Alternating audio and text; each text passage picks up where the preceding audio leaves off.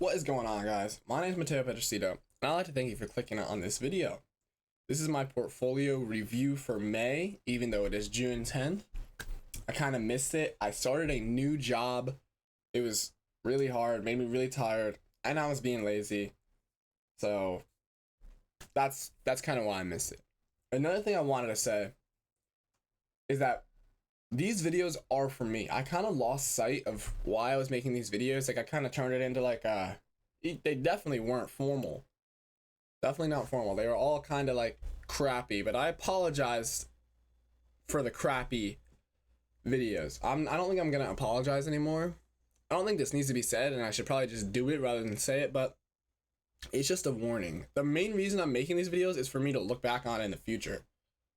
You know, once I make it, if that happens, like I hope it does, I'll be able to look back, because I can already look back in like 2 or 3 months and I'll be like, oh my god, I was looking back the other day, my portfolio value was $800, and that was not long ago, and now it's $5,500. So that's the main reason I make these videos. So I don't want you guys to have the wrong idea. I'm not like a YouTuber, not yet. Like, I'm not, and maybe I'll be someday, but I'm Mateo Petrosito, and you can follow me on this journey if you want, but this is my journey. So that's just a warning for you guys. But thank you for clicking on this video, and let's get into it. So if you see, my positions are very different. I used to have XDTE, QDTE, RDTE, YMAX, YMAG, YBTC. I mean, I had ULTY. And that might have been all the covered call funds that I had. But now it's only ULTY, YMAX, QQQI, SPY-I, VU, SCHD, and QQQM. My QQQM position is the smallest. It was actually a lot bigger than my VU, but I sold it a while ago to take some trades. So, I mean, that was kind of stupid, actually. Selling like a core holding to make a trade, that's actually pretty silly. But I don't know if I won that trade or what happened, but I've been winning. If you look at my all-time chart, I'll move my cursor so you can see the real value. If you look at my all-time chart, I've been doing like pretty good. It's a mix of getting paid in dividends, stocks going up, and just, you know, winning trades. A couple were option calls yesterday. From right here on up. This was a Rocket Lab call that I sold for $325. I actually could have profited a lot more if I waited. My low, I clicked back later that day, and the low for that trade was what I sold it for. So I sold it for the lowest price that day, which was kind of sad. I still made my profit, $325 or something. So I can't be too upset about it, but I could have made more. But we made the profit and we're here today, so who cares, right? This was actually a bet on the Pacers versus the Thunder. I bet $60. I won $555. So I don't know. You can't just keep doing that. And like, I understand this is not sustainable, but so far it's working, and we're at all-time highs like almost every week or month or whatever. It's kind of bad because I don't think I'm gonna stop, honestly. And I probably should before, you know, something bad happens. But honestly, until something bad happens, I probably won't stop. You can see my margin total is 2250. This is not the highest it's been. I don't know what it was last video or the video before that, but at some point, I think my margin total was like 2500, which is kind of crazy considering that my portfolio value is like in a $3,000, $4,000 range. So that means my margin leverage was like extremely high. My current margin buffer is 57%. So if my understanding is correct, that means my portfolio would have to fall 57% before I got a margin call. So I would have to kind of like royally mess up for that to happen. I think I'd have to bet like half my portfolio and lose it, or we would have to go into like a crazy sort of like April 2nd situation. But even then, I don't think it would fall that far. So we'll see. I think I'm okay right now. I might increase this margin later. I might not. Well, I definitely will. I just don't know when. And we'll see what happens. But right now, this is where we're at. I don't think I really have any much more to say about this. So let's just get into Snowball. I want to show you guys my comparison to S&P 500. So far, I have been beating the S&P 500. Where's April 2nd? Yeah, so from April 2nd, I was below the amount that I invested. So I invested 4,500. Okay, well this isn't actually entirely correct because I know I didn't invest 4,000 by April 2nd, but I think this information is like for the most part still correct. I was definitely below the amount I had invested. So it wasn't 4,000. This kind of sucks. I'm kind of trying to explain it to you guys, and I hope you understand me. These numbers are incorrect, but I think that the line is correct. So I think I was below the amount I invested and the S&P 500 until, let's see, what day was it? Seems like it was May 11th. And then after May 11th, and from that point forward, so far, we have been beating the market, which has also been beating the amount I invested. So right now, we're in first place. We're ahead of the S&P 500 by 4.6%, it says. I'm pretty sure that that is correct. The numbers might not be, but I'm pretty sure that that is correct. Our IRR is 17.8%. I'm pretty sure that, yes, annual growth rate. It's just a prediction. So, I mean, we don't know. We can get into dividends now. This is something that I said I was going to start doing in the last video, I think, where I wanted to see the dividends when we go from month to month. So, January, okay, I didn't get paid out in January. I apologize. So, February, I was paid out $41. This declared is like, it's messed up. I don't know what it was. It might be the SPY and QQI, but it wants to put it in every past month, but I'm never going to receive it because I didn't hold it at that point. So, it just kind of messes up Snowball. We have to look at the purple instead of the blue because it's going to say 60. It's going to say 63, even though it was really only 41. So February, I was paid 41. March, I was paid 54.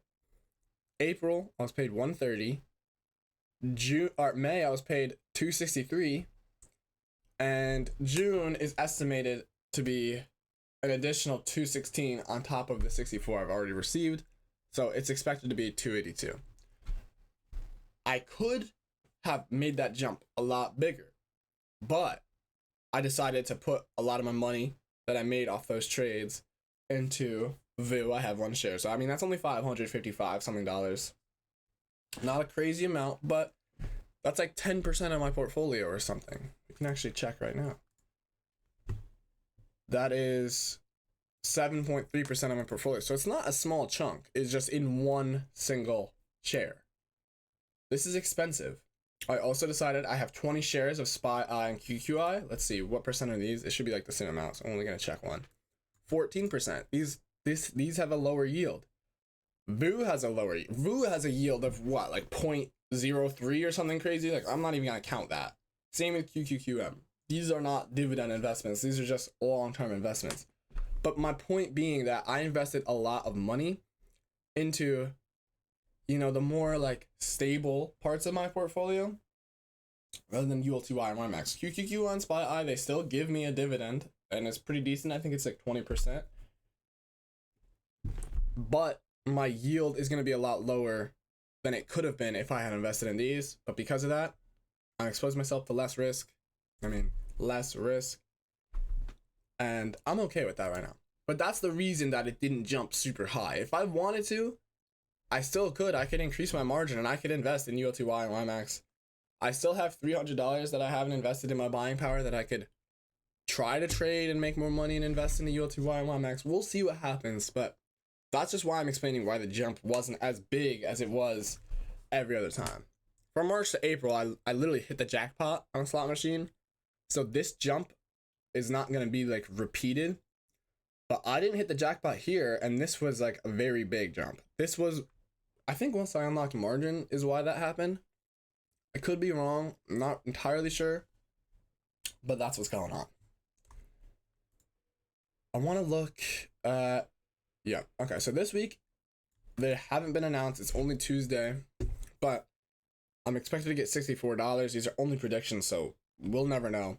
Last week I got $64, 47 from ULTY and 17 from YMAX.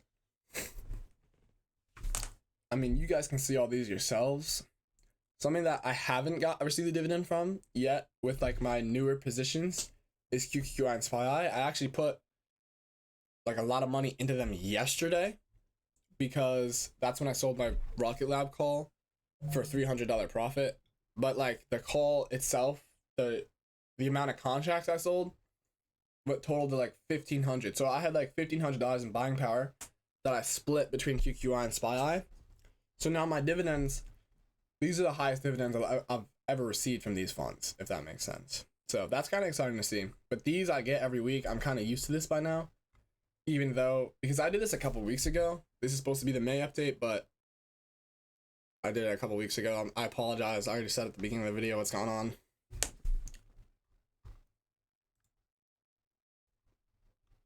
We can see, I was going to say, I don't know what else there is to show you guys, but we can see total returns.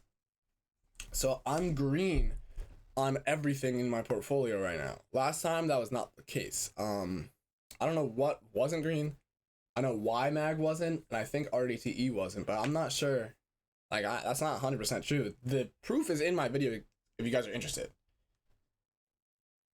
And I'm really talking. Like, I'm really talking in a bad way right now.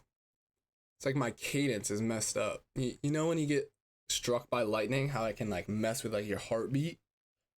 I got struck with like lightning this morning, but it messed with the way the words are coming out of my mouth. Nothing is right, and that's kind of weird. I don't really like it. I'm not going to apologize to you guys for it, because I can't really control it, but I don't really like it. I'm kind of upset by it. So the June update, my voice will be better. My cadence, my rhythm. But anyway, I'm green in my entire portfolio. My realized P&L, this is only from when I sold, because if you see 500, 100, I kind of want to make it more clean. I mean, honestly, it really doesn't matter. But SCHD 9.34, be nice if that was just 10 or 9. VU 1, that's the most unrealistic one because it's $551 right now. So that means I would have to buy $555 worth so I could get to 2. I think I'm going to keep doing that, honestly. We'll see what happens though. But that's why I have that realized P&L. It's just from selling like a small amount of shares that I like lost money on. SHD, I guess I did that a long time ago for no profit or loss. I guess I just sold it at the same price I bought it. I don't know what was going on, but